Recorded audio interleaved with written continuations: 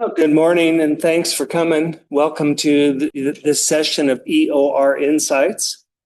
I'm Lon Whitman, Director of the Enhanced Oil Recovery Institute, and we're located here in Casper.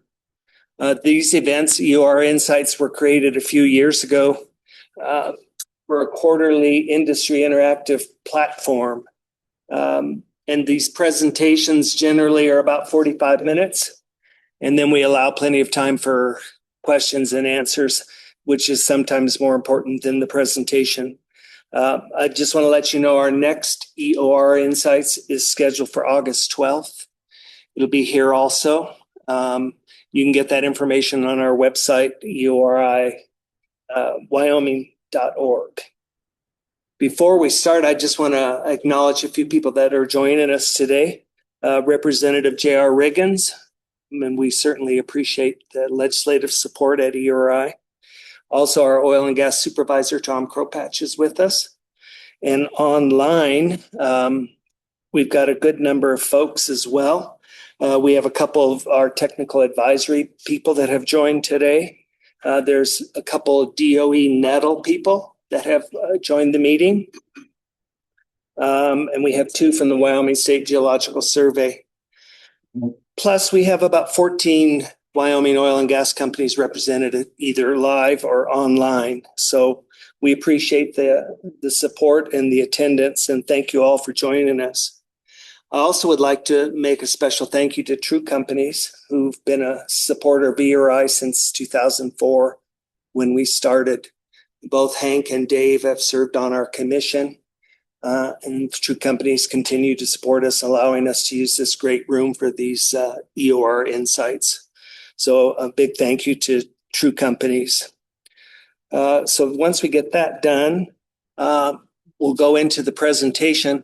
I would just like to say that from my perspective as director, this is kind of an exemplary model of how EORI works and how our mission's filled. And that's all based on collaboration. And today you're going to see collaboration between an operator, EORI, and Piri Tech, all with the same goal. To date, projects like this, these collaborative projects, have been helpful to the state, let's put it that way, providing over $558 million in severance tax revenue from projects that we've worked at EORI that have uncovered close to 70 million barrels of oil that would have been stranded.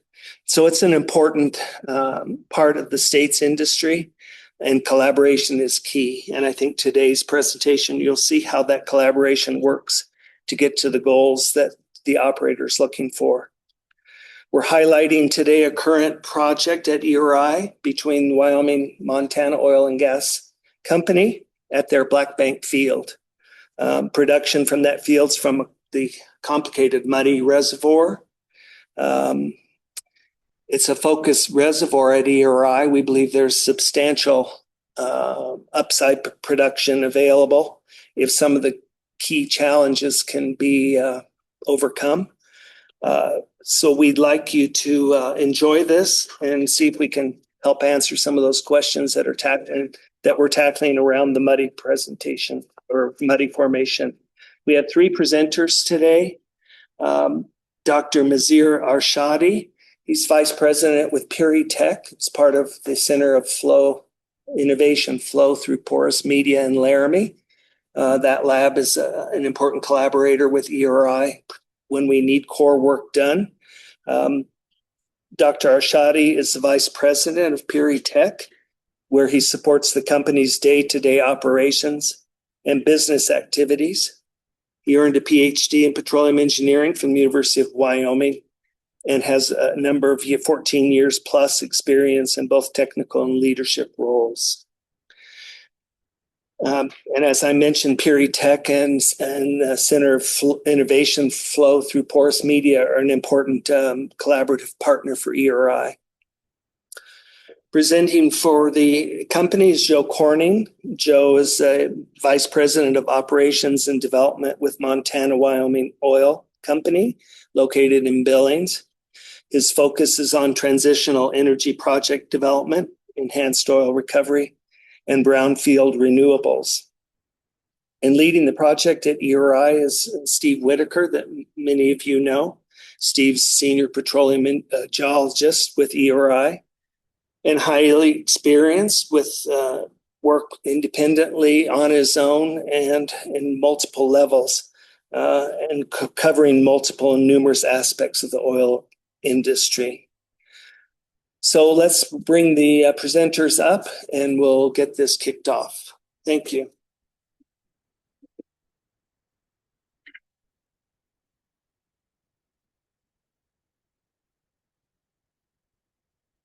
Thanks very much, Lon. And excuse me, certainly appreciate everyone's willingness to join us this morning. We've been looking forward to discussing this project with a broader audience for some time. My name, as Lon suggested, is Joe Corning, and I manage upstream operations and project development for the Montana-Wyoming Oil Company based in Billings, Montana. Montana-Wyoming has a proud history in the Cowboy State that dates back to 1906, where we participated in drilling one of the earliest discovery wells in the Bighorn Basin at the Byron Field. Today, the company actively operates several properties in the Northern Powder River Basin and has non-operating and royalty and override positions in other states and in the region more broadly. Our business is enhanced oil recovery. Montana, Wyoming is the operator of the Thompson Creek unit in northern Crook County that has been under alkali polymer flood for more than 25 years. Like many, though, we're always looking for the next big thing. We'd like to think that we have a middling understanding of the muddy, complex as it is, in the Northern Powder, and in the lead up to COVID, initiated a regional study to identify additional EOR prospects in our neck of the woods. Today, we're hoping to talk about one of those, the Blackbank Field. As I say, Crook County is our neighborhood, and we've always been kind of tangentially aware of Blackbank, which is about 8 miles as the crow flies west of the Thompson Creek unit. The small field, and it is small, was discovered in the early 1960s as Northern Rockies development was in full swing. People started to abandon the mid-continent. The panhandle had kind of matured and had been drilled up. People came north. Discovery drilling and very strong initial productions yielded a flurry of activity in the 60s into the early 70s, with 10 to 15 wells drilled in a short number of years. With that said, and as this chart pretty readily illustrates, the solution gas drive quickly dwindled and Blackbank began to decline, I would say by 75 or so. If you pull up the Oil and Gas Commission's operator record, you will quickly see that it started trading hands every couple of years and fell just into general disrepair. Started to kind of assume the profile of a liability more than an opportunity, at least from our perspective. By the late 90s, the field was essentially a stripper operation with a single well producing from the field and remained so until about 2020. With that said, as we go through this exercise to kind of study and evaluate and look for these candidate opportunities, the one thing that really jumped off the page to us is the fact that Blackbank, in spite of this very kind of sclerotic water production that you see here, and a lot of that's just a function of really bad reporting by maybe historic operators, there was no evidence whatsoever that Blackbank had ever seen water.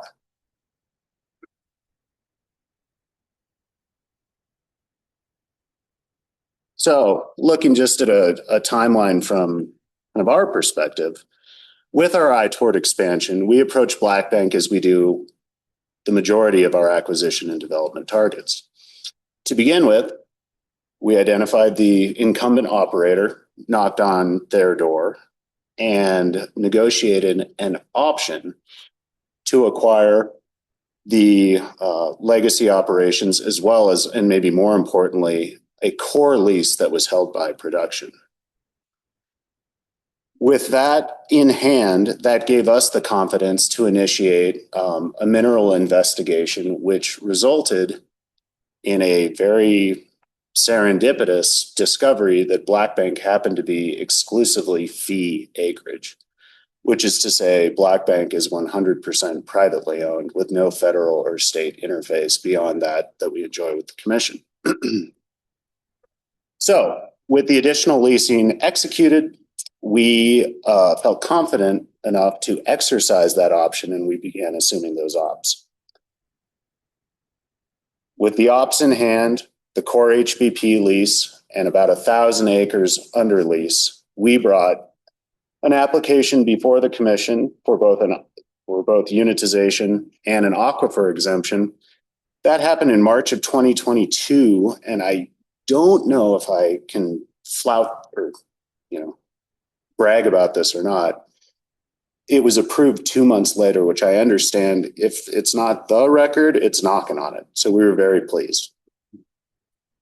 Unitization, approval in hand, aquifer exemption in hand. We then decided that to de-risk this project, the most important thing would be to proceed with drilling and, more importantly, coring a well. And a lot of this was informed by our experience at the nearby Thompson Creek unit where, on paper, it sounds exciting, where there's a prominent decline. We can get into this in a second. The recovery factor on a primary basis was about 9% of the original oil in place, which is very compelling to us as developers, given the outsized target that remains. So we drill, core the Blackbank well, and then immediately ship that core off to an industry partner that we've worked with in the past. And I would describe them as a peer and competitor of Piri Tech. And that is Surtech, which is out of Golden, Colorado. Like I say, we've worked with them in the past. Fast forward, and I'll go into those results in just a moment. With those results in hand, additional confidence in hand, proceeded to start to redevelop the field. Modern power, a modern battery, modern facilities, modern flow lines, fiber optic cable, all of the telemetry and I'll say infrastructure broadly that a person would think necessary in order to enable and exact our goals as EOR operators. As I mentioned in my little preamble there were 10 plus penetrations.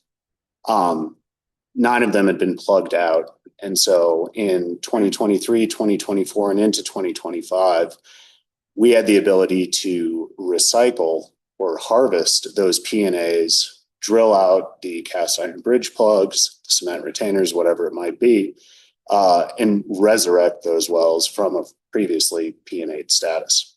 So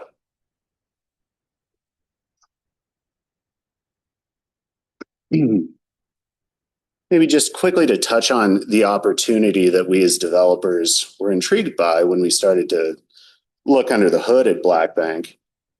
You can see on the right the approximate unit outline, and you can imagine that's about 400 acres. With historic wells, the Jones 5-1 to the north, Frida Donaldson 2, Frida Donaldson 1, and the Kraft 2, those being the 4 core producers historically out of Blackbank. The size of those green circles would have been their cumulative production to date. But maybe more importantly is the information presented in the chart, where we landed at about 10 million barrels worth of pore space on the property, with about 7 million barrels originally in place. And perhaps the most important thing is the primary recovery figure per the Oil and Gas Commission's records of 610,000. That 610 into the 7 million produces that 9% primary factor that really got our attention because there's such an outsized opportunity remaining.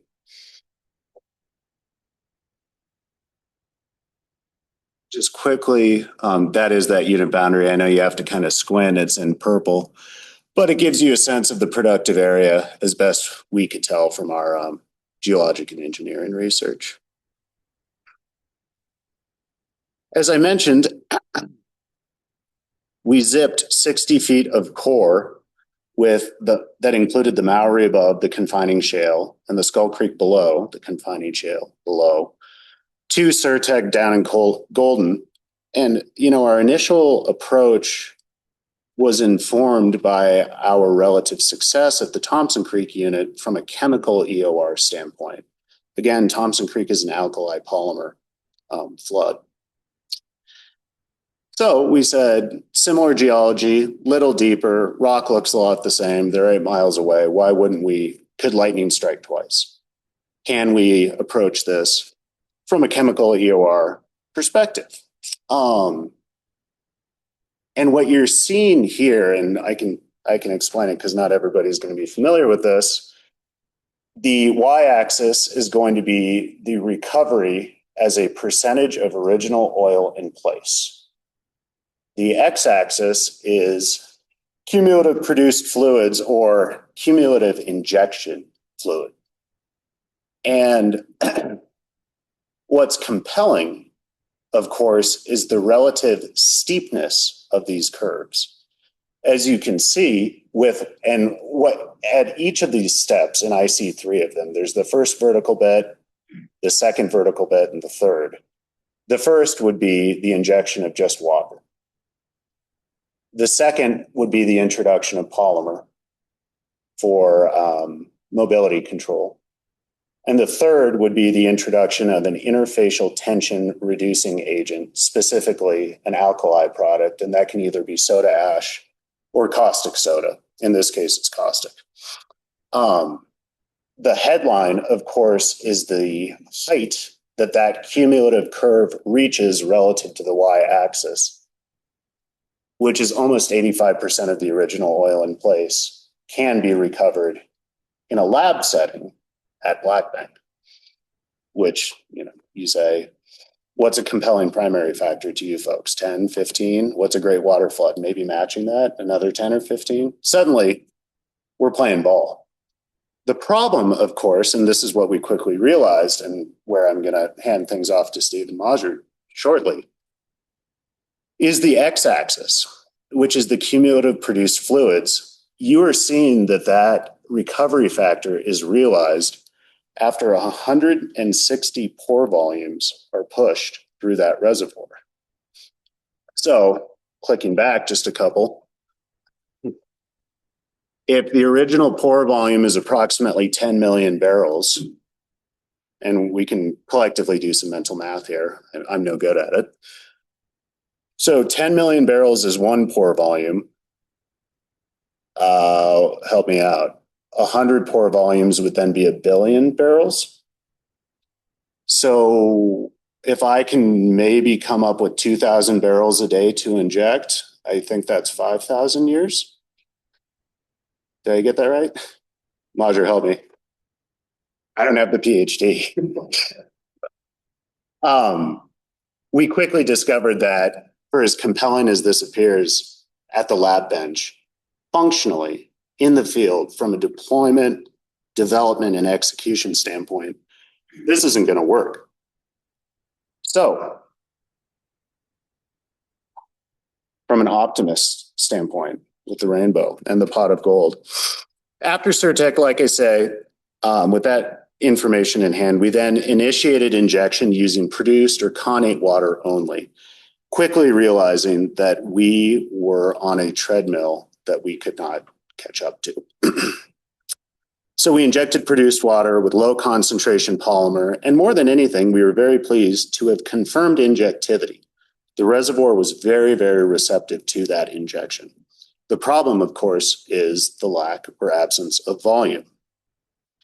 So it was around this time last year that we knocked on EORI's door and said, hey, we've got a problem, but we've got a hell of an opportunity. We need to figure out a water source for Black Bank. In the Northern Powder, especially in Crook County, both the Dakota and the Madison are prolific. Our deep and experienced concern was making sure that either of those two water sources, those big aquifers, Dakota and Madison, Dakota being immediately below the Muddy, Madison being another 2,000 feet down, would be compatible and play nice with the Muddy, which is so named because of its clay content. Too fresh of water, adverse reaction with the clays swell, injectivity goes to zero. I've condemned my project. So Lon and Steve and Maziar and I got together and said, hey, wouldn't it be neat if we could figure out a way to identify, source, confirm, and test these two water sources for the sake of water flooding and maybe, well, in the future, chemical flooding Black Bank in a much more expeditious manner than the 5,000 years that I described earlier. So I am more than happy to hand it over to these folks. I had one other comment, which is that,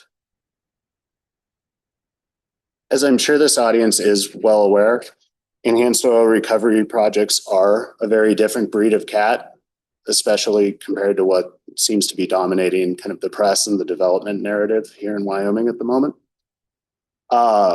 They're challenging from a risk and return standpoint. They have huge upfront and very speculative costs for an uncertain result. But as the fabulous photo of the double rainbow at Black Bank suggests, when they work, they are exceptional projects. They are worth the hard work. And it really has been a privilege to work with these folks to help constrain, identify, and hopefully really develop this project, because we see it as a very compelling opportunity in Wyoming. So thanks.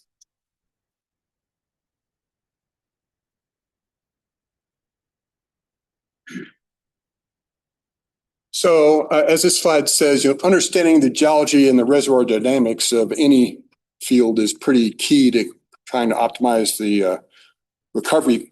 And so every field we've looked at there at EORI has its own nuances, mysteries, exciting things to discover and make them all unique. And this is certainly no exception to that. For those who aren't really familiar with the Muddy, just real quick review. The Muddy formation is at the very top. It's the topmost unit of what we would call the lower Cretaceous there, indicated with that green arrow. And if you had a full muddy section, which is indicated there in the bottom right, you may have a regressive sand rosette, which is not present at Black Bank. And you may have valleys, which are then infilled with successively more marine sands, the recluse at the bottom being the most fluvial component, And then they get more marine as you go up, the recluse, cyclone, Ute, and then Spring and Ranch. Each one is separated by a shale, a flooding surface, flooding unit, as it were, and very much restricts any vertical communication. At Black Bank, as Joe indicated, the recluse member is the primary pay.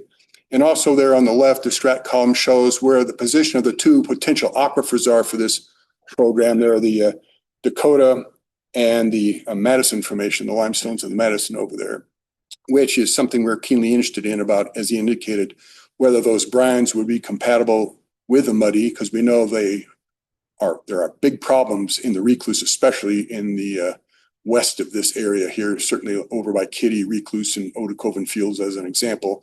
So would we have similar problems here? And that's where Maziar comes in with a lot of his work, which he'll talk about in a little bit.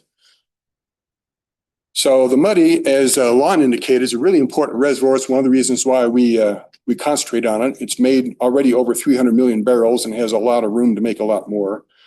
Black Bank's produced about 615,000 so far out of just 7 wells, again, with the recluse being the primary contributor there. And from my work, I'm a little bit more pessimistic than Joe, but even with my assessment of the recovery factor, it's still shy of 17%. So it's got a lot of room to grow. It's a very good candidate for EOR practices.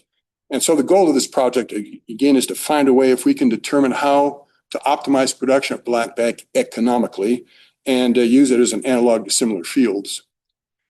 Now, this map shows the deposition of the Muddy is at least partially controlled by a channel system across the Powder River Basin. And you can see the position of Black Bank there on that channel system going northeast out of Kitty. So it's obviously right in the middle of one of those channels. And a question arose early on with my studies in the Muddy is there some underlying reason why these channels are positioned where they are, or is it just random? And if you look at an old publication from the 80s, you'll see that the Permian salt down there in the Hervey section, they call it the Hervey, it's the same as the pine salt in the Williston Basin, that dissolved through time at different periods. And one of the periods that dissolved was apparently during muddy deposition. Notice how the black blobs there, which are the muddy fields, many of them are lined right along the edges of those salt fronts. So a lot of these fields are where the salt is now missing or right on the edge of the salt front where it was dissolving. So apparently the salt dissolution is definitely a factor in where the muddy is forming. And so that also plays a role in how we correlate the muddy, because if that thing is that basically we're getting a salt graben forming in essence as the muddy is being deposited, which means we can't use the same datum to correlate the muddy sands because the datum keeps shifting as the thing subsides. And that plays a little role there at Black Bank also. So, and as this slide also indicates, the accuracy of interpretations are going to be dependent on, of course, the availability and quality of data, and also, of course, on the talent of the guys doing it. But, Black Bank, as with most muddy fields, is not full as much data as we wish it had. So as an example here, the log quality is not the best. It's not horrible, thank goodness, but there's a lack of great porosity logs in there. So a lot of times the porosity had to be estimated by the log character compared to neighboring core analyses and stuff that were done outside the study area. Some of the wells just have lousy copies of logs, and that makes it hard to read. And sometimes the log curves aren't always calibrated properly, as indicated in this illustration. You notice down here, kind of at the lower part here, the gamma ray curve is about 2.5 feet off of every other curve. By about here, it's about spot on, but by the time I get up here, it's about 4 feet high. So unless you're aware of things like that, you start correlating these things through there, you're going to start making miscorrelations, and that will wreak havoc with how you're trying to guess the internal plumbing of these reservoirs. Another problem, which Joe alluded to, is the fact that the water production was not being consistently reported here.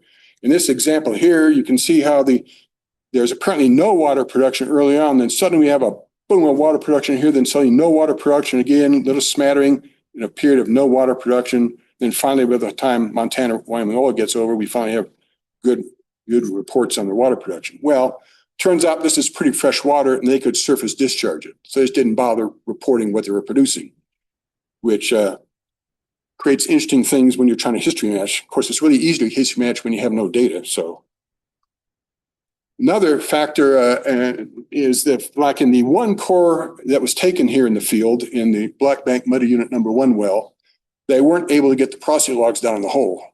So we have this wonderful core, but we have no porosity logs to calibrate to it, which was another issue. And another thing that almost everybody knows, the core is almost never perfectly lined to the log depth. So you always have to shift that. So you can't just take the depth of the core and the analysis that we are provided and lock that right into the same depth in the log without really carefully examining that to see if you got to shift it at all.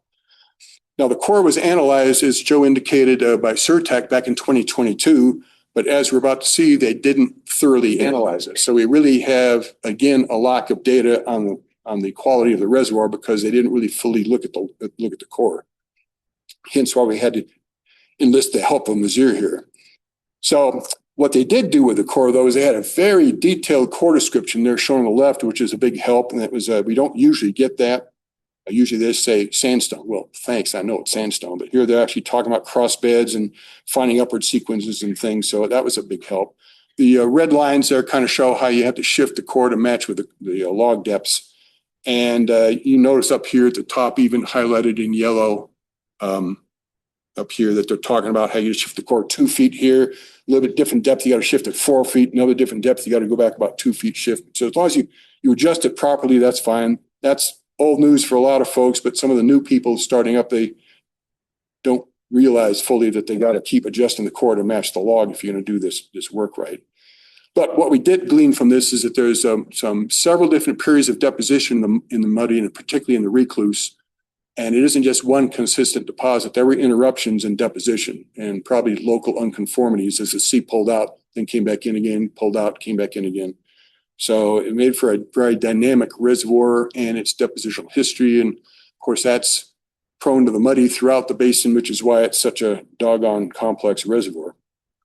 Now, here, I'll just skip this one. This is the core measurements as taken from SERTAC, and as what you see, it was all done within about a 2 foot interval. But within that 2 feet, Notice how the permeability changes. It's kind of interesting to have a core where the bad reservoir is almost 2 Darcys. But this is a very exceptional clean reservoir for the recluse. And having rock that's, over 5 Darcys of permeability is rather astounding. The porosities don't change that much. Permeabilities are varying quite a bit. So we do have a lot of heterogeneities.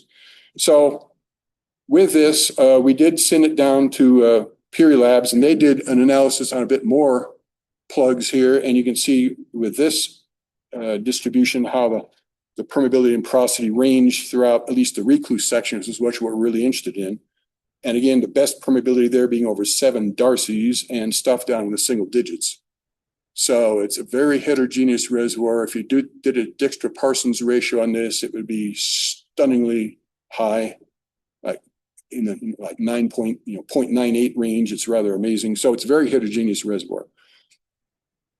Now, what we also asked Maziar to do is to do what I call the mini permeameter. It's this nice little tool you can put on a core and take gas permeability measurements, in inches rather than just taking a plug, and it doesn't destroy the core. And you look at this thing now, the squares are the actual plug samples and the permeability measured in the lab. The black dots are those measured from this mini permeameter, and you can see the dramatic varying distribution of permeabilities in this thing, where what I'm calling the D interval down there at the bottom has probably the best permeability and porosity in the reservoir, but the B and the A also have some good stuff. In this particular core, we're missing the section I call the C. It just wasn't deposited here or was scoured away or whatever, but we expect it to be analogous to the A or B, but still, you can see how the distribution is. That's something that we need to be aware of as we're working in this field. Now, another bunch of data we can look at are the well production data. And as Joe already indicated, here's a bubble map that shows the oil production by well. You can see the field was discovered in 66. It's made over 615,000 barrels. We only had 2 wells that weren't producing from the recluse, and that's this the Dilbert Jones up here and this Jones 8-1 down here, which are both producing from the cyclone, but they were really insignificant. It's about 500 barrels each. So by far, the bulk of the oil is coming out of the recluse member. We're pretty confident these numbers are accurate. Then we go to the water production numbers, which we usually use as bubble map to say, oh my gosh, this is great. And if I just took this at face value, we have 2 wells that made beaucoup mucho water. And the question would be, why did those 2 wells make so much and the other ones not as much? And that would be a very interesting study until you get to realize, oh, they weren't reporting the water reliably in all the wells. So this map becomes misleading and pointless. So we can't really use this for any indicator. Water injection is very reliable numbers here supplied by Montana and Wyoming Oil. So those numbers we have confidence in, but they weren't able to inject much before they closed things down, waiting on the results of this study here to see what their next steps really ought to be. Now, if you look at the production from each well, again, Cyclone didn't produce much. Here's one of the recluse wells, typical decline curve you'd expect. It's interesting to have what appears to be a water breakthrough right here, corresponding with a little uptick in oil before it dropped off, if you can believe those numbers. And this well that may be fairly reliable. Here's another one where they sporadically reported the water production, but again, pretty typical decline you expect from gas dissolution drive. A little kick there at the very end that I've highlighted. This might be a response to the beginning of injection there that they started. So that's actually a promising sign in this particular well. And here's another one. So again, typical decline, no response to any injection in this well. And another one, pretty typical decline. Again, don't believe the water production. It's pretty amazing to have such consistent water production here. So I certainly believe those numbers. Not. And another recluse well. This is the BBMU 1 well that they really had for an injection well, but they produced it for a little bit. Started there. So we know what the data we have to use. Now we got to go and do the interpretation of all this stuff and see if we can make any sense out of it. So we'll go to the interval maps here. Now this is a structure on top of the muddy, and we can see here that it's pretty much a typical, very simple monoclinal dip down to the west. No structural closures, no nothing. It's just a strat trap. And then we look at the isocore of the muddy itself. So the thickness of the muddy, as you remember from the regional map, we're just in a channel system, which is what this verifies. The Montana border is on the top there, so I don't have data up there, but you can see that that's fine, but we're not interested in the whole muddy. We're only interested really in the recluse. So if you lock it down to just look at that, and we'll break that up into the different members that I've highlighted. So the upper recluse A, the uppermost member of the recluse, is distributed like this. Well, this doesn't look like a classic channel deposit. In fact, it's a very linear. And so perhaps this is oriented because of those salt dissolution lineaments. Maybe that was happening when there's this deposit. Maybe it's been reworked by waves or tides or something, but it's an interesting orientation in this uppermost member. Go to the next one down, and it's oriented almost 90 degrees to the A. And we see a little promontory coming down there where Black Bank is. But what's of interest here, and is one of the reasons why the field is there, is we have a very thin area here with no reservoir quality rock in the upper recluse B. That provides your up dip trap, because remember, up dip is to the right. So that's why there's a field there. Go to the next layer, the upper recluse C, and that seems to just be a little, remnant sand that's probably in the lower part of the upper part of the upper recluse sands. I think this is a different sequence. I think the A, B, and C is a transgressive sand coming back into the valley. This is just in the lowest part of that valley when that was coming back in. So it's only present there. You can see it's just kind of isolated there at Black Bank Field. Go down to the D. Now, this is kind of a horse sand, good reservoir. It's kind of got a sinusoidal shape, as you would expect if it were in a channel. And again, there is absolutely no recluse D over here. It was never deposited. It's up on a paleo high, or is it completely eroded away? There's a paleo high here, so there is that interval is totally missing. So again, nice up dip trap. And then we look at the recluse E, the lowest most member, which is again only occupying the very deeper part of the valley here, and it's just situated like this. Again, I think it's a regressive sand as the sea was pulling out, was occupying that part. But so we'll highlight this a little bit. We'll look at the recluse A first. We'll kind of zoom in on this. So again, that's what it was semi-regionally. We'll zoom in a bit more. And here's how the wells are distributed in the field in that particular reservoir. And this shows the wells that are perfed and producing from that reservoir. The light green is a well that's currently still producing. The blue circle here indicates an oil well that's been converted to injection into this interval. And this dark green is just a formerly producer, but it's inactive right now, just for color coding purposes, So at 10% porosity, the reservoir looks like that. If you go to 18%, a little bit more restricted, and there are the wells that are producing from that. Again, just for reminder's sake. So the like that Craft 2 well down there at the bottom probably isn't a major contributor out of this interval because it doesn't have any really super clean sand down there. Or the recluse B, the next one down, and again, remember that's the semi-regional look. This is it in up close and personal. Here are the wells that are perfed in that interval. It's probably a pretty significant contributor to the field production. And this is at 18%. You can see a little bit more restricted. And again, the wells that are perfed and producing from that. And go to the next interval down to C. And so here are the wells, the only two wells that are perfed and are producing from that particular interval here. Probably not a major contributor to the field because of its size. And at 18%, a little bit more restricted. Again, the two wells that are producing from it. Go down to the D interval and zoom in on that. And again, missing the interval completely in the arrowed area. Here are the wells that are perfed and we're producing from that interval and are now potential to inject into it. 18%, a little bit more restricted, but again, good reservoir. And we finally get to the last one, the E down here, and we see the bulk of the wells are actually a little bit up dip from where there's any porosity in the sand. Here are the two wells that are producing from it. If you go to 18% porosity, those two wells are not even in that good a reservoir. So again, this is probably not a major contributor. But with all that work, I could do a little bit of estimation of volumetrics using my assumptions anyway. So using these values here, which are deliberately a little conservative, but using an average porosity of 16.5 and the water saturation and so on, so you can read that yourself. But just the A interval has almost 500,000 barrels of oil in place. Go to the B interval, has almost 1 million barrels of oil in place. The C interval, about 280,000 barrels of oil in place. The D interval, about 1.3 million in place. And then the E, about 600,000 almost in place. So good reservoirs.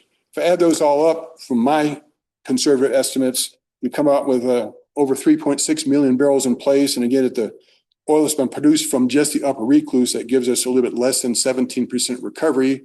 which is still light, and a good EOR candidate. So even with those numbers, if they're right, and if we could get the recovery factor up to 35%, which is a effective, but not awesome, but an effective water flood, it gives us another 664,000 barrels. That's more than doubling what's already been produced.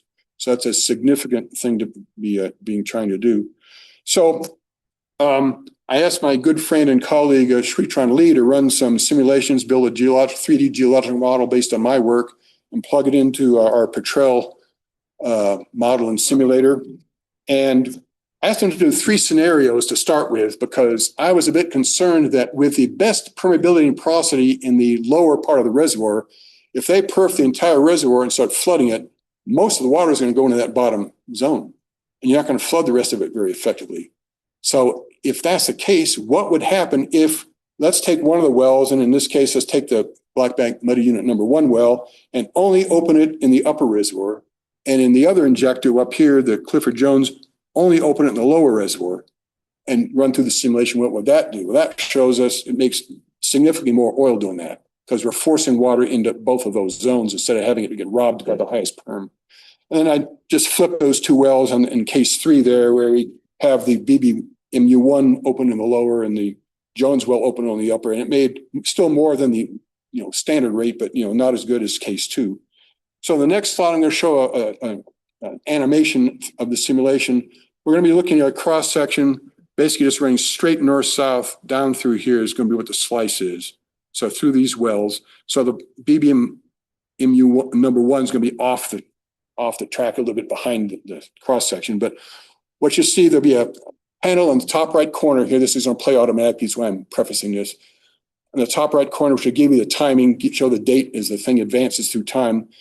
And you'll notice when the Jones well gets recompleted and perfed in the entire section, then the top part will turn red. That's where in the model, because we're only going to be presenting case 2 here in this particular model, where they squeeze off the upper zone, so it's forcing the water into the lower zone. And again, the BBMU1 well, which is behind the cross section, will be injecting into the upper one. So there's still water going there. But you'll notice once that happens, there's a dramatic improvement in water production here when we play this animation.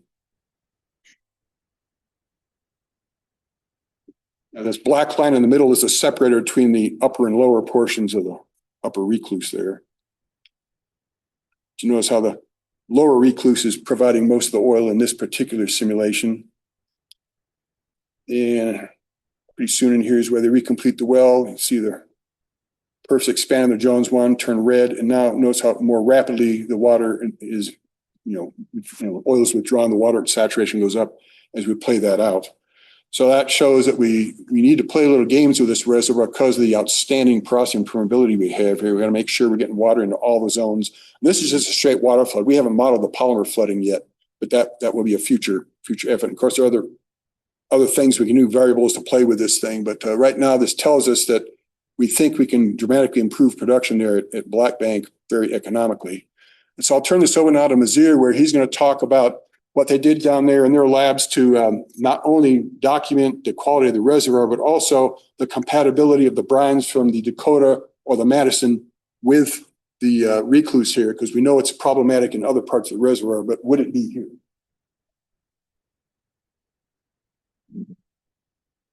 Right. Good morning, everyone. Steve and Joe did the introduction, so I will skip that part. And my slides are kind of at lab scale, so I hope I don't bore you, but feel free to stop me if you have any questions. All right. Can you do a quick elaborate? Sure. Is it good now? Okay. All right. Just a quick outline of my presentation, a quick overview of what we're trying to achieve here, followed by advanced multi-scale imaging and routine analysis. Core conditioning, how we basically condition, cleaned, and re-age the cores before using them in our experiment and why that is necessary. Followed by 2 sets of experiments, single-phase permeability degradation and high-pressure temperature water flood oil recovery test, and closing it with the final remarks. So we are focused on figuring out if we use 2 sources of water, specifically Madison brine or Dakota brine, kind of both fresh, whether they would cause any permeability damage in the reservoir first, right? And then whether we would get a decent recovery by flooding these cores. we started with receiving the cores from Joe. We have highlighted only two sections of the entire interval, the upper and lower Reculus, that were the main target for our study. And both Joe and Steve highlighted lack of kind of reliable logs or characterizations along the length of the interval for us to have kind of a better understanding where to focus our coring, right? The issue at the lab is that often we focus on limited number of plugs to do certain studies, and we want to make sure that those plugs or the results from those plugs are as representative as possible to the larger scale or field scale. So before we randomly basically selecting some plugs and doing some experiments on them, we often start with multi-scale characterization or imaging to have an understanding of the entire interval before deciding where to plug. So we started with characterizing the permeability of the entire interval without plugging. The machine that you see here is an auto scan. Basically, it has a nozzle that touches the surface of the core. It could be a whole core or a slabbed core, and injects gas at certain pressure and rate and uses a steady state technique to measure gas permeability, basically. What we noticed, this is a few of the boxes from the upper and lower Reculus, our main target. What we noticed was that some of the oil kind of came out of or expelled out of the core, and hence wouldn't the nozzle touch the surface of the rock very accurately and kind of give us decent permeability. So what we did, we just cut kind of 1 to 2 millimeter from the slab section to kind of bring up a fresh surface of the rock so that the nozzle could touch the rock surface without crude components and asphalting depositing there. And this is what Steve also showed, basically gas permeability versus depth, just for that main target of upper and lower Reculus. And based on the permeability values, we basically divided it to 5 different sections, 2 in the upper Reculus, 3 in the lower Reculus, and consistent with what we had seen also in some of the logs and what Steve presented. But basically, we noticed 3 zones with relatively decent quality, lower, upper. Okay, so Steve has called it A, B, C, D, E, I believe. We are just using a bit different terminology here, but yeah, lower, upper Reculus, and middle, lower Reculus, and lower Reculus, right? The 3 big triangles, the rectangles for the higher permeability. We reconfirmed those measurements by getting some plots. Those are the orange kind of squares that kind of match or overlap the black dots. And we obtained our plugs, basically, about approximately 20 plugs from the entire interval, guided by the permeability values that you see here.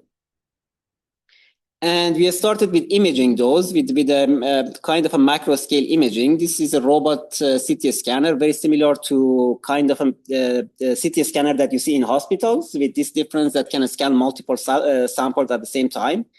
This was originally designed to kind of scan horses because of the movement of the arms. But we have adopted this for imaging rock samples.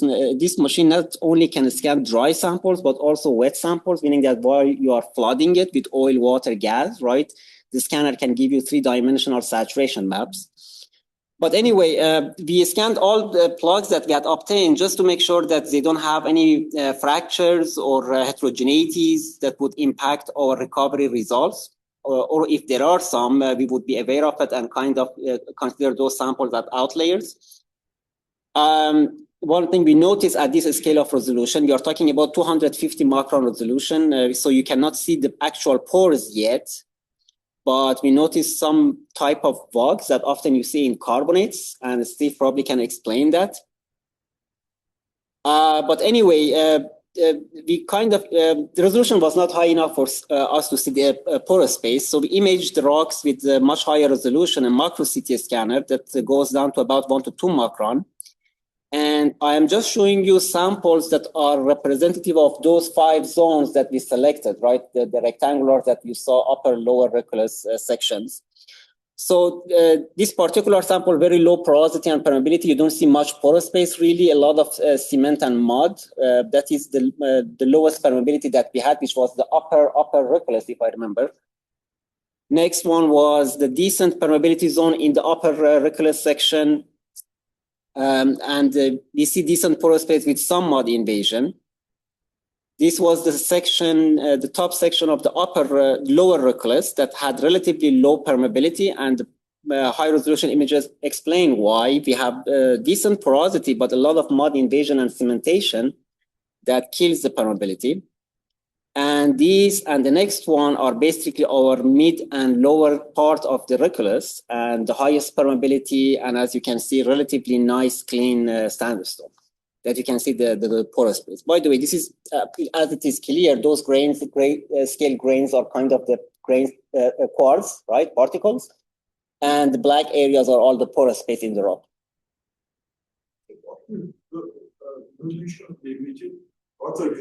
The high resolution images you saw is about 2 to 3 micron, right? The machine can go down to about 1 micron. So it's perfect for characterizing sandstones or large decent porous carbonates. When you go to macro porosity in carbonates or shales, we have other tools that go to nanoscale or atomic scale resolution. All right, so core conditioning. The one thing that we often do when we receive cores and plug them is that we properly condition the core before conducting any experiments. Often in our community, we do a lot of tough type of experiments, right? Water plot, 3-phase flow, high pressure temperature with live oil, but forget to properly condition that core before doing these expensive and time-consuming experiments. So often when we receive the cores, we thoroughly clean them with a set of solvent, depending on the mineralogy of the core and whether it has any kerosene or organic matter or not. We select certain solvents, toluene, methanol, etc., and we use a flow-through technique, meaning pushing these solvents through the core in order to thoroughly clean it, get all the contaminants, asphalting, crude residues, salt, right, brine, salt, everything out of the core. This is what came out of one of the plugs as an example. As you can see, the color of the effluent, and ultimately when it becomes entirely clean means that the core has properly been cleaned out. We also characterize the mineralogy. From different locations in the Reculus. We see a lot of clay, but not really concerning clay. None of them are super active, so that's good news. This slide, again, just to tell us, we use this information to select certain plugs for single and 2-phase flow studies so that our results kind of can help Nick and Joe in their reservoir simulation model. So we decided to do 4 single-phase studies and 2 2-phase flow tests. Brine, we basically synthesize the brine based on the water analysis report. We have 3 brines here, formation brine, about 7,000 ppm, relatively fresh. And the 2 sources of water that is available for injection, which is Madison and Dakota brine, both about 1,000 ppm. Madison is about 1,200 and Dakota is about 800 ppm. We received also the actual crude oil from Joe from the field and filtered and centrifuged the crude oil ready to use in our tests. And now about single phase studies. I'm not going to really go through these details, but often when we are trying to figure out if any brine injection or water injection affects permeability of the reservoir, what we do after cleaning the core, we put the formation brine in and measure absolute permeability to brine. And then in a sequence, we inject our next brine that is planned for injection, Madison brine, and then missibly displace that by Dakota brine. And in each stage, we give it enough time at pressure and temperature for the brine to equilibrate with the clay components, right, clay minerals of the rock. And if there is any clay damage, it will appear in our absolute permeability measurements that basically will go down. So the good news was that we didn't observe any of those type of damages in any of the rocks from the 4 samples that we had got from upper and lower Reculus, and the mineralogy analysis support that. We have a lot of clay, but we don't have a lot of dangerous active clay. So the graph that you see here shows that the absolute permeability, acidic absolute permeability to brine for 3 brines are relatively similar to each other, and that's the case for different locations with different clay content. And However, some of the samples at the end of this plot, since they have a lot of clay, they are kind of loosely consolidated. So some of the clay could move, and that's something that needs to be, we need to be cautious about, especially during the water flood in the reservoir, to make sure some of those fine migration wouldn't really hurt us a lot. But anyway, back to water flood oil recovery, which is the main test here. So all of these, again, a recap. We had two samples, one from the upper recluse and one from the lower recluse. The decision to select these two samples was that if we do water flood, probably water is not going to go through those low perm zones, right? And mostly going to be directed towards the higher permeability zone of the upper recluse and the higher permeability zone of the lower recluse. So for reservoir simulation, it's most valuable if we generate recovery data for those two locations. I'm going to just give you a very short summary of the procedure. So after the cores are thoroughly cleaned, right, we put the formation brine in. We desaturate with crude oil to establish initial water saturation. At that stage, we inject crude oil for about 4 to 6 weeks to dynamically age the rock. This is an important step. This is to reestablish the native wettability of the reservoir. Since we clean the cores, we basically turn them to water wet. So now we need to put the formation brine in. We need to desaturate with oil to kind of simulate the primary migration to the reservoir, right? And then age at reservoir pressure and temperature by injecting crude oil through the core or giving fresh crude oil to the core at extremely low flow rate for extended period of time. That period of time being 4 to 6 weeks has been confirmed that is enough to fully age the core. After that, if you leave the oil there for another 1,000 years, the wettability of the core or the rock is not going to change any further. And at that stage is ready for any water flood, gas injection, you name it. Often if we have tests with live oil, we displace that dead oil with live oil at pressure and temperature, pressure above bubble point. We didn't have in this particular case. And then the procedure is we were trying to optimize our water flood tests or quantities of tests. So we had two samples. In each sample, we injected basically Madison brine, completed the whole water flood, got all the data. We re-injected oil to reestablish the initial water saturation and did another injection with Dakota brine. This way we can test both brines on the same rock sample. This is kind of the recovery graph and water cut data for the very first sample from the upper recluse, permeability about 2 Darcy. We didn't get the very high permeability, very high recoveries that we observe in CERTEC, but I think it still is kind of encouraging. We get ultimate recovery of approximately 50%. But more importantly, I think the first 0.5 to 1 pore volume of injection is the most important data point here for Joe. So the breakthrough is happening about 0.3 pore volume of injection. So if you convert that to the 2,000 barrels of injection daily, right, that becomes very reasonable in a matter of 6 to 12 to 1.5 years, to 12 months to 18 months. But even if you continue that for the very first point that you see here, which is, I think it's about 0.5 pore volume, you get a recovery of short of 40% and still with a water cut that is less than 10-15%. The same exact trend happened for Dakota brine, slightly lower recovery, about 49%. But again, we are more interested in the first half a pore volume of injection. We get the same, approximately the same breakthrough point happen after 0.3 pore volume of injection. And again, you could get up to 40%, at least at the lab scale, 40% recovery with the water cut being less than 20%.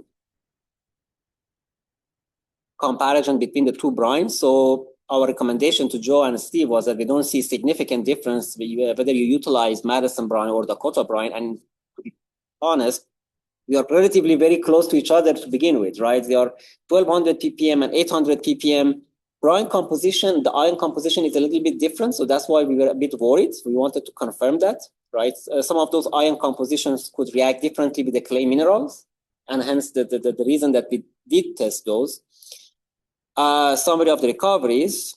And along in addition to getting all the recovery and water cut data, we also record all the saturations and relative permeability data points, endpoint relative permeability to water, oil during each of these stages from the very beginning.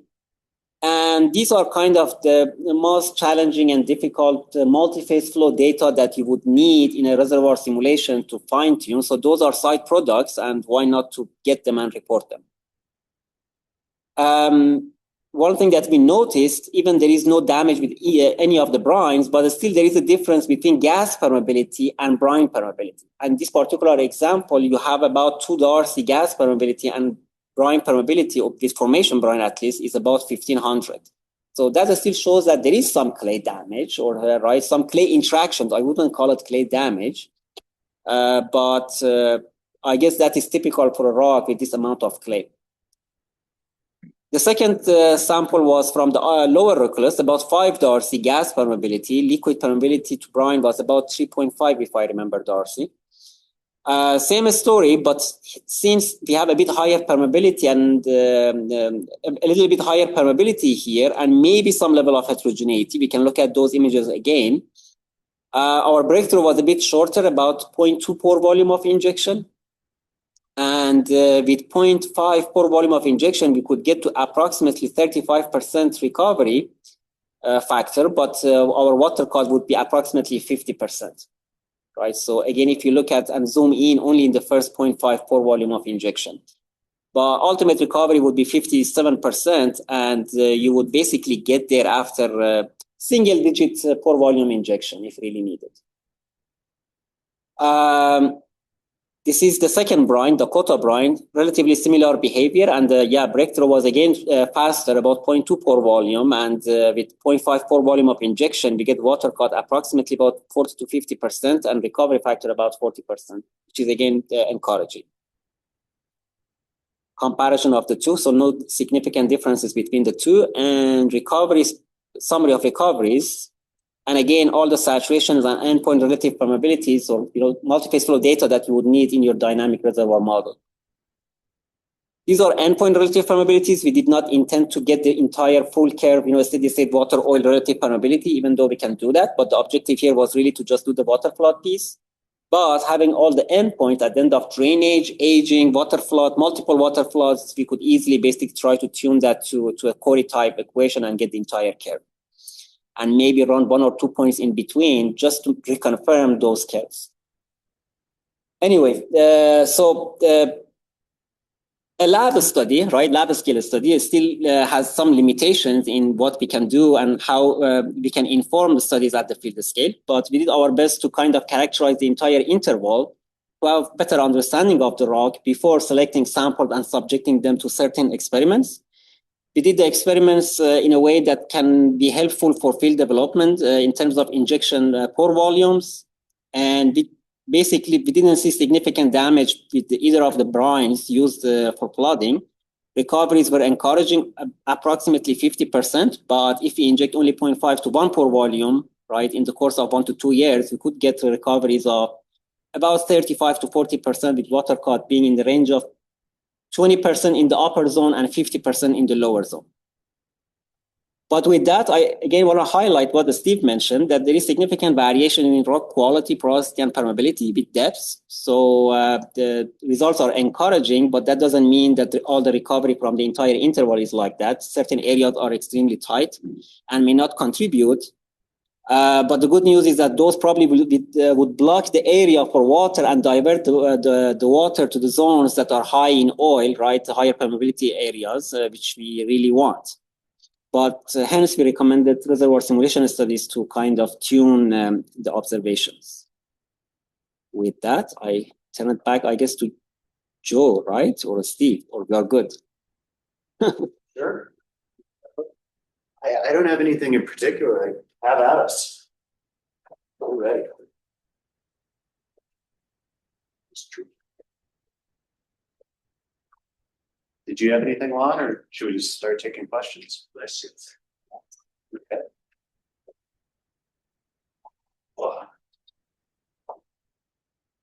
Don't be bad for we can evade a question as well as anybody. I just have one question, okay, for Joe. You mentioned that you get 9% recovery. Is it the sufficient gas drive or what's it? I mean, you get 9% recovery till 1975. Sure. It was a sufficient gas drive or what's the 9%?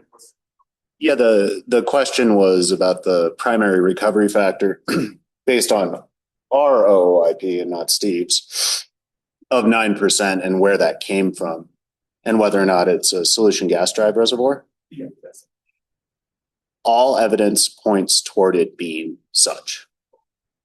In my opinion, and I'm sure Steve can amplify, there is evidence of a weak water drive, well established in this part of the world, but solution gas being the primary mechanism for that primary factor. And true to form, these wells do make gas, nominal gas, but it does endure. And not a geologist. Does that jive with your understanding? Yep, perfectly. Okay.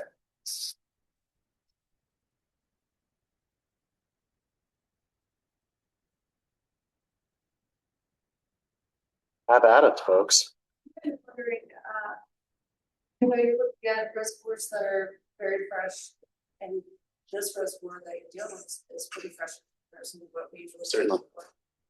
Have you approached the possibility of taking with chemistry to try to basically revive the water onto the surface and having a higher PS? Yeah, for the folks back at home, the question was, or the comment I should say, is that we are dealing with connate water in a reservoir broadly that is fairly fresh. 7,000 parts per million is the TDS figure that we operate with for the connate. And whether or not we have considered, I'd call it salinity management, wettability management. I know that folks have worked closely with the EORI on that. It's not something that we are particularly schooled in. Would we evaluate it? Absolutely. Do we know polymer better? Yes. So maybe a little bit of both. If somebody were to educate me as to the viability of that technique, we'd absolutely look at it, especially because we're starting it from such a fresh standpoint. Kind of a lazy answer. I don't know if you guys know more about wettability than you do. One more thing. Yeah, so the rock appears to not be strongly oil-wet because it's sandstone, and then also temperature is relatively low. I think it was 46 degrees C. We're 110 F 110 reservoir. So both of which contribute to having a system that is not strongly oil-wet. I'm not saying it's water, but I'm just saying it's not strongly oil-wet, and hence the oil is a little bit heavy, about 10-15 centipoise. That's a good point. Also, just thinking about what we strive for, and I'll try not to butcher this too badly. We're trying to achieve piston-like displacement by creating a unit mobility ratio of 1, where the injectate matches the flowing permeability of the crude oil being displaced. At reservoir temperature, black bank crude is 10 to 15 centipoise, and the mobility ratio is like a 7 or an 8. Yeah, it's not favorable, really. It's not favorable, but it's not nearly as adverse as it is, say, at Thompson Creek, which has a 2 to 300 centipoise crude, where that channeling is going to become much more acute. And thus the need for that much more viscous injectate. So part of our thinking with Black Bank was you have a much more mobile crude in spite of this adverse mobility ratio relative to what we're more familiar with.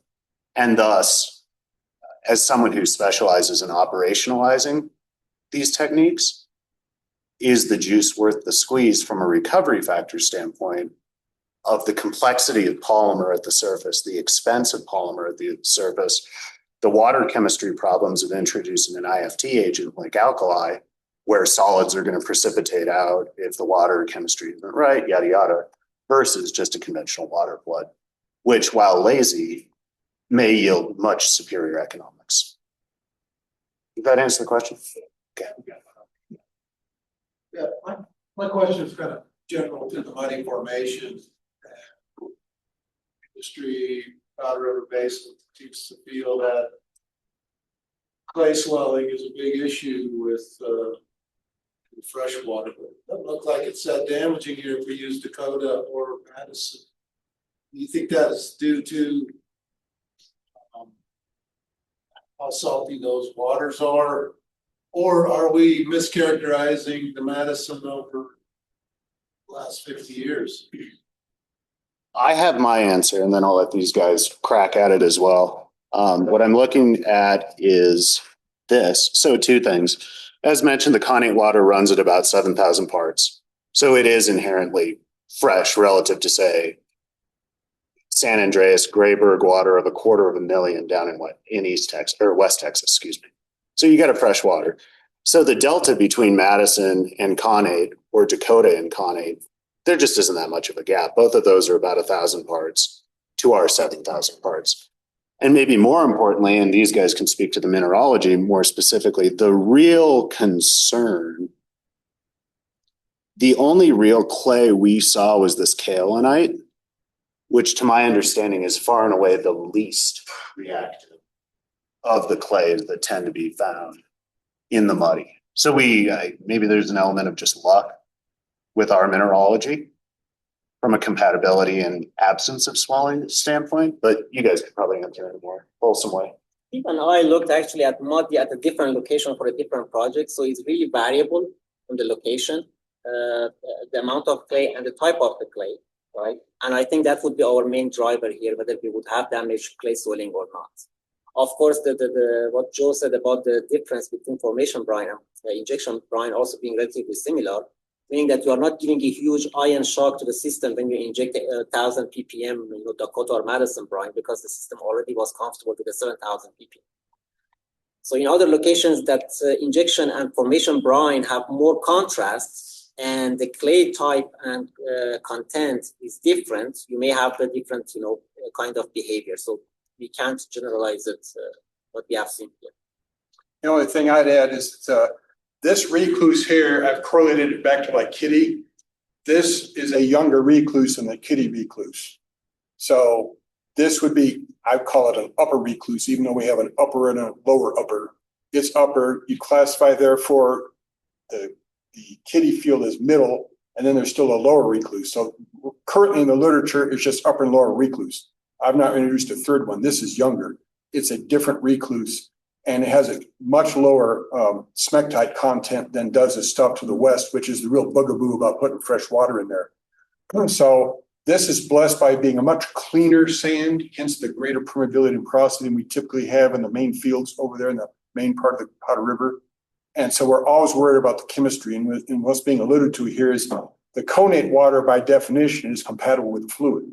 Because that's what it is. So if you can mimic that, you'd think that would cause the least amount of reservoir damage. Here, the water's so fresh, the fresh water probably doesn't damage it. Where at Kitty Field, we have, for instance, we have some brines that are up to 90,000 ppm. Well, you're not going to put 7,000 ppm water in that and have a friendly reaction. They're just too different.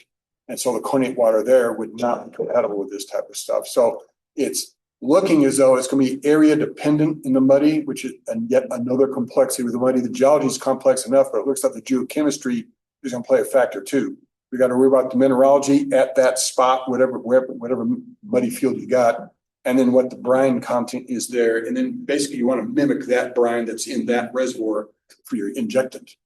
And that might work better. So that's what we're thinking at the moment. That this will evolve as we get more data in here. But at the moment, that would be my inclination as far as trying to find optimal fluids to flood the muddy elsewhere in the basin. The procedure here would be the same. Find something compatible with the inherent brine, and here just happens to be fresh. But we want to do the same thing at Otocoven or Recluse or Kitty or wherever the heck else it is, especially for the Recluse. The Recluse is the real problem. We don't seem to have much problem flooding the younger muddy reservoirs like the Ute that floods freshwater pretty well, probably because it does not have those smectite contents that the lower members do. To your comment about age, Steve, the one thing I will mention, I would say we're at the end of the earth from a muddy standpoint relative to where the majority of the muddy production in the state has been. Thompson Creek produces from 1,500 feet. Black Bank produces from 3,900, which is incredibly shallow relative to the majority of the muddy fields of interior.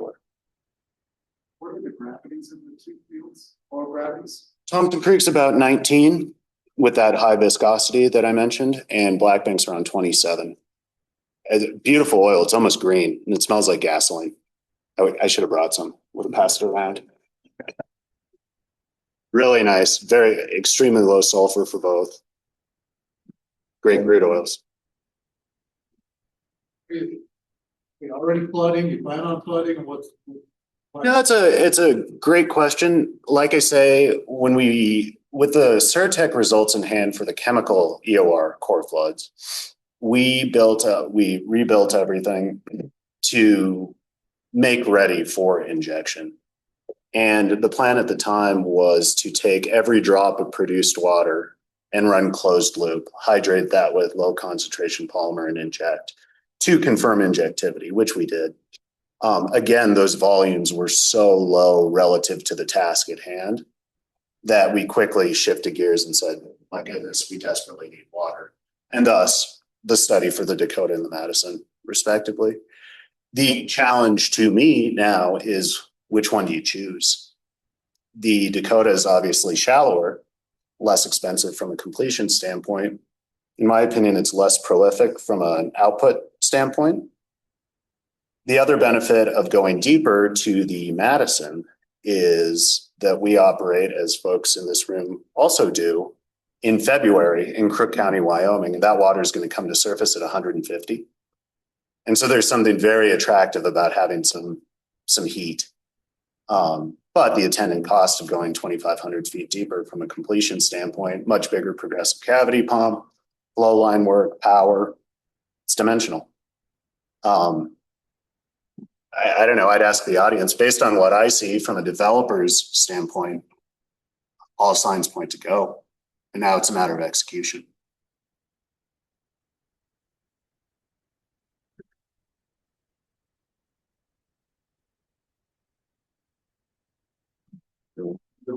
Sorry. No, please. The salinity of the water that you're using is 1,000 parts per million. Have you ever considered a low salinity flow in that area, or is it difficult to get the water there? The question, if I heard correctly, was we're already low salinity, and have we considered an even lower salinity flood? Frankly, no, just because I'm scared to death of clay swelling. And like when I was coming up, the line was, do not put fresh water in one of these reservoirs or you will regret it. I'm sure there's some sophisticated enhanced recovery technique that I'm not aware of that lends itself to that. The other problem is, as we all know, especially in a season like we're having right now, water is precious. It's very hard to find, especially in this neck of the woods. And the only way to get access to it is to drill. And for better or worse, you don't really get to choose your composition. You just have to manage what's there. Sounds fun. Sounds scary, though. If you can convince me otherwise. Your sample location, I mean, how close were you able to get your Dakota and Madison to Black Bear? In parallel, it's a fun question because as soon as we engaged Steve and Piri Labs, we quickly said, you know, maybe we should check to make sure that there's water available.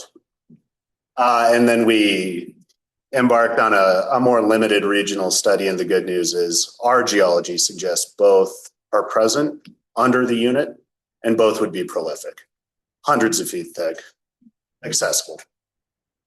And I happen to have a number of landowners who are very, very motivated to share in our water supply. And so we've got a friendly arrangement where they said, my goodness, if you want to drill us a water well, let's go. Does that answer the question? For the folks at home, the question was Location, I mean, how close, I mean, the Dakota, was there a Dakota penetration relatively close? I understand. The question was maybe where this information came from as far as kind of the water quality and the water sourcing. At Thompson Creek, we operate several Dakota wells. And so 8 miles away, that's where these analyses came from. And just to the north of the unit, one of the landowners is a rancher and drilled his own Madison well.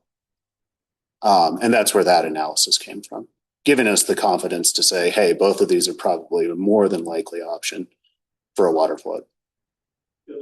Steve, does Madison hold true basically throughout, or is there variability in the water quality? There's a bit of variability, but I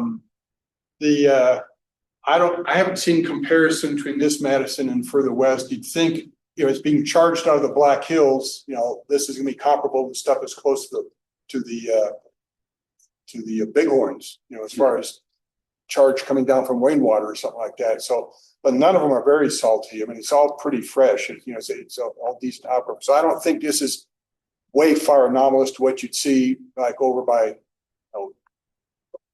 Gillette or something. I can't recall. I know the Dakota is considered a USDW aquifer. I'm not sure if the Madison is as well. I think so. I imagine it is.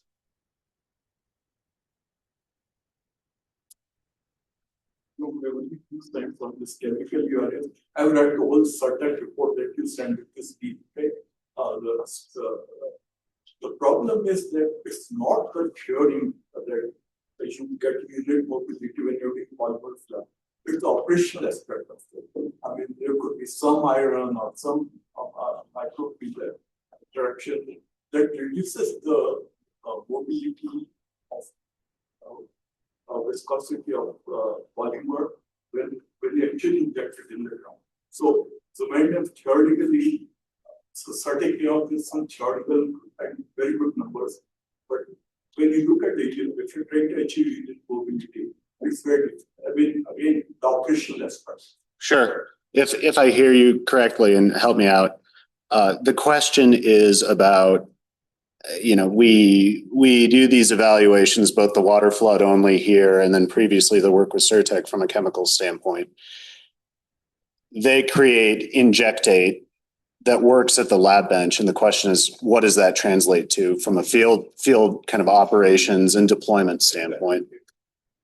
And specific to Black Bank, what we do, and we work with our polymer vendors on such a thing, is we create loading curves, which is to say, if we introduced 1,000 parts per million polymer, we should realize this viscosity. If we introduce 2,000 parts per million polymer, we get this viscosity. Unfortunately, it's an exponential curve. And so it's not linear. The more you add, the more you realize. But you're right to point out that looks good on the surface. What happens down below? And maybe more importantly, and I think what you're alluding to, is that iron, Fe2+, will flash and chew on that polymer molecule, erasing all viscosity that you were hoping for. So we are very, very sensitive to this chemistry and spend significant time and money to confirm that what we make on the surface will largely survive when introduced. There, of course, is going to be adsorption. There's going to be shear through porous media. And the real trite kind of lame answer is we over-introduce viscosity so long as the reservoir can take it. So long as we're not spending too much money creating that extra cushion. And again, that's where you get to enjoy that loading curve that's exponential. So it doesn't cost you that much more to get a little more viscosity. Okay. Anything else? I'll hand it to you, Lon. Well, we thank you guys for coming. Feel free to reach out to folks Yeah, that are on the anytime. presentation. Will be on our website and the recording actually as well. So thank you again for coming, and reach out if you have any questions. Thank you.